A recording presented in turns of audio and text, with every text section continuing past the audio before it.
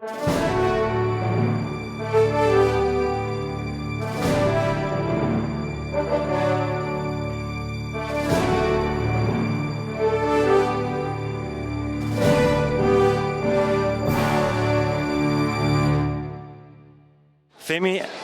I'm happy to see you here in Randers again. You have been here before. I've been here twice before. This year in the spring, and I think it was about 2.5 years ago. So I won't say I'm a regular, just well liked. So what is your impression of Randers and Denmark? Well, actually, you know what I love? I love the Memphis house. I think that's really amazing.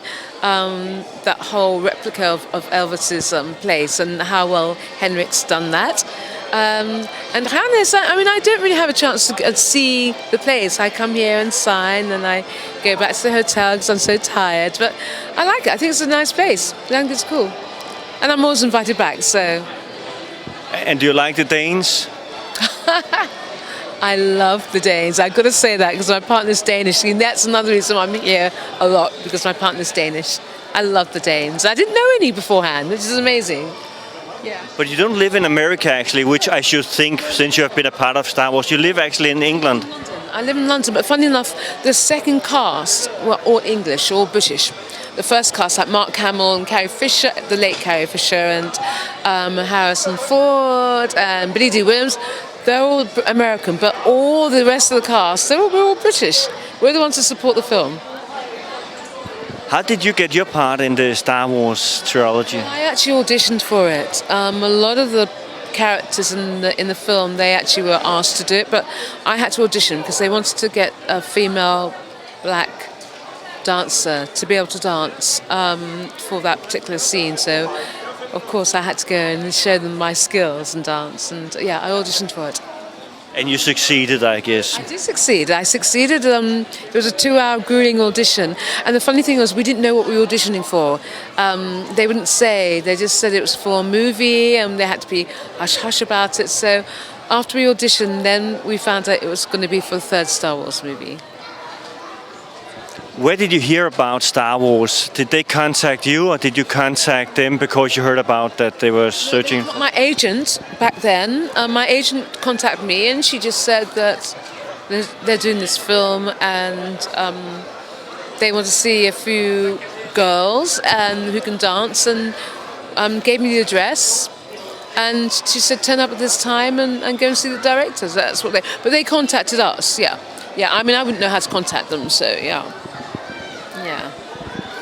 Had you done anything else before Star Wars in movies? Yeah, I did a lot. I mean, I was really right into my career. I mean, I started when I was about 17. I did this first. I had my first job was with an all-black American cast in London. It was a smash hit musical, and I was very naughty. I was at my training school, and then I just something said to me, go and audition, and we weren't allowed to audition, and I did it, and thank goodness I did it. And that's how it started. So I had already done a West End show.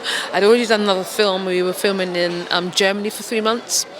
And this film called The Apple is sort of a classic, iconic film now. And I had done a couple of television. And then during auditioning for Star Wars, I was in the musical Cats. And then I was in the first original cast of Cats. So I was a working dancer actress already. It was just one of many jobs that came along. Where did the interest for getting into showbiz come from? Well, originally I wanted to join a dance company, and I had no intentions in going the commercial route. I wanted to be, I don't know, I shouldn't be snobby here because we work just as hard in the commercial route. I wanted to be, in a company, a dance company, because that was my gift, being a dancer, and I've been dancing since I was 4 years old. And then, as I said, suddenly this audition came up that I saw in dance. Oh no, it wasn't dance newspaper. It was an actors newspaper. It had lots of auditions, and I saw this audition for the West End show musical, and I just thought I'll go and audition for it. But it wasn't my intention to go the commercial route, and I'm really glad I did. I'm really glad I did, because I've had a really good career out of it. Also, musicals must be a very big area in London with all those musicals. Have you played in a lot of the musicals in London? I did. I've done about 4. I did original cast of Cats. I did Bubbling Brown Sugar. You probably weren't old enough to know about that. I did Jesus Christ Superstar. It's my last show, and I did Little Shop of Horrors. And then I did some musicals in Australia as well. I went to Australia and lived there for 6 years. What's the reason for going to Australia? Was that because you wanted adventure, or was it? Well, the weird thing, I didn't want to mention this. The weird thing is the part that I did in Cats in London, they were having trouble casting in Australia. I really wanted to go to Australia. I was just really pining to go. And then my prayers were answered, and I got this phone call from my agent saying that the part that you did in London, they're trying to cast it. Would you be interested in going out? And I said, absolutely. So I went out with the show. I stayed there for a year, and then I decided to stay longer, and I was there for 6 years. But in those 6 years, I did my modelling, I did a couple of films. I did a film with Tandy Newton. I played her stepmother in Flirting. And then I did another film, A Kink in the Picasso. I did another musical called Buddy Holly. I taught, so I lived there for a good 6 years. But I really wanted to go. It was a perfect opportunity because they paid for me to go out. It was brilliant. So I just went, yeah, it was really, really good. It's great in Australia, except for all the poison animals, but it's a great place, right? Those spiders. I know. I did think about that. I thought, no, it's okay. But yeah, they're a lot of poisonous, venomous, but yeah. Being in this business must be up and down, you know. Have you ever thought about doing anything else, or has this just been the call for your life? This has been my first calling. There's a really nice way of you putting it. It's been my first calling. And then I thought, as you get older, dancer's life's quite short. And you have to think about what you're going to do afterwards. And you have to find something you're passionate about. And it's really hard for a dancer to find something they're passionate about. And everyone said, go and teach. I didn't want to teach because I just didn't want to do it. I wanted to be up there dancing. I didn't want to be teaching. And then I just, I've got 2 boys. And I just suddenly thought, I was always moving and doing up my places. And I thought, why didn't I go into learning interior design properly? So, my late 40s, I got into this really good design school, fantastic. And I studied architectural interior design. And then I left, and now I specialise in kitchen design, but I really specialise in it. That's my calling. So I have a lot of clients, and I do their kitchen space. And so that's brilliant. It's so good. And on top of that, I still now and then I work. I've just finished doing a play. I do voiceover work. So I just combine it. So that's my second call, is design. When you played a part in Star Wars back then, I don't remember how many years ago it is. I'm not that good into it. How many years ago is it? What, originally? 30 years ago? It was 33 years ago. Sorry, my maths is really bad. 33 years ago. And I know you were called in again to do some for the new digital version they did. 15 years later, in 95, I was called in to do reshoot it was special edition. And thank goodness, they chose my scene. And I got a phone call out of the blue just saying, would you like to come back and shoot the scene? Because we're just vamping it up, and your scene, we'd like to sort of see the extension of you getting killed. And so that's what happened. And the weird thing is I had to fit in my original costume, or else they would have CGI'd me. So thank goodness I had. But that's so many years ago, right? And if we go 30 years back, when you were playing that scene in Star Wars, did you ever think that you would be going around the world signing autographs, getting photographed to a lot of fans? I had no idea this world existed. I was doing my last show was Jesus Christ Superstar, and I was going to do a film. And the director and the writer came along, and they saw me in the show, and then I get a phone call saying, "Oh no, we're not doing this film. Oh no, it's been scrapped." But they said, do you know about the Star Wars convention scene? I said, I had no idea. They said, because your character's so popular, you should get in touch with... Actually, I knew somebody who had the connection, and then they got in touch with me, and then it's history. That's why I'm here. And it's been phenomenal. It's allowed me to travel around the world. It's allowed me to meet so many amazing people. meet lots of fans. It, it's been really good, but I didn't know it existed. I had no idea it existed. When did you start traveling around, signing autographs, getting photographed? I will say it was 1999. That's when I heard of it. 98, 99? Yeah. Yeah. It's quite a long time ago. 17, 18 years where you have actually been able to travel around signing autographs. Oh, I know. I mean, I've been lots to America. I've been Europe. I've been to Japan, Scandinavia. I haven't been to Australia. I'm still waiting to go to Australia. And some places like continents like Africa, that will never happen. I won't say why. And Asia. I've never been to Asia signing, but it's been phenomenal. It really has.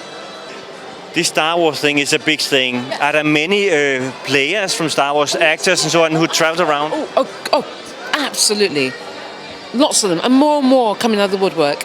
And not just for Star Wars, for Doctor Who, for Game of Thrones. I mean, there's so many actors are doing it now because also it's, it can be quite lucrative. And because the business is so up and down, it's sort of like little diamonds that have been placed upon us.